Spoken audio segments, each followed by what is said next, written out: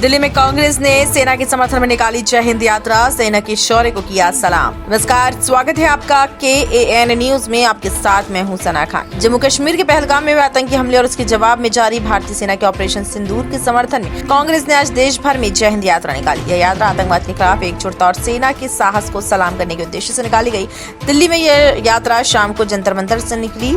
इस यात्रा में कांग्रेस के कई प्रमुख नेता शामिल हुए। कांग्रेस नेता सचिन पायलट ने कहा कि अब समय आ गया है कि आतंकवाद को जड़ से उखाड़ फेंका जाए। पहलगाम में निर्दोषों की हत्या भारत की आत्मा पर हमला था। भारतीय सेना के पराक्रम की कोई सीमा नहीं है और मुझे भारतीय होने पर गर्व है। हम सरकार का पूरा समर्थन करते हैं। सेना भारतीय सीमा पर पाकिस्तान की नाजायज हरकतों का मुंहतोड़ जवाब दे रही है। यह यात्रा सिर्फ सैनिकों और उनके परिवारों को ही समर्पित नहीं है, पूरा देश राजनीति से परे एकजुट है। यही एकजुटता सोनिया गांधी ने अटल बिहारी वाजपेयी के सामने कारगिल युद्ध के दौरान दिखाई थी और वाजपेयी ने इंदिरा गांधी को दुर्गा कहा था। पाकिस्तान ओसामा बिन लादेन और मसूद अजहर जैसे आतंकी सरगनाओं को पनाह देता रहा है। सीमावर्ती गांवों और शहरों के सभी लोग एहतियात बरत रहे हैं। सरकार और प्रशासन द्वारा दिए जा रहे दिशा निर्देशों का पालन कर रहे हैं। कोई भी डरता नहीं है, सभी का मनोबल ऊंचा है। पूरे विश्व को पता पड़े कि भारत एकजुटता से एक आवाज में बोल रहा है और ये जो हमने समर्थन दिया है, ये मैं समझता हूँ आज का नहीं है।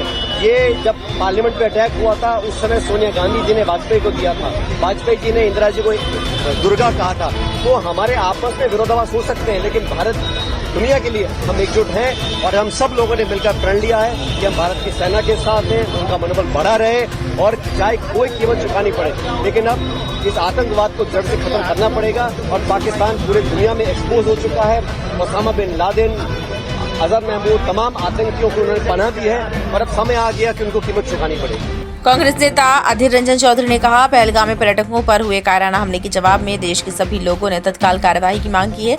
हमारे भारतीय सशस्त्र बलों ने आतंकी ठिकानों को नष्ट करके बदला लिया और सभी लोग इसका समर्थन करते हैं। हमने प्रधानमंत्री को अपना समर्थन व्यक्त किया है। तभी प्रधानमंत्रियों ने हमेशा देश की सुरक्षा के लिए उचित कार्रवाई की है, जैसा कि अब हो रहा है।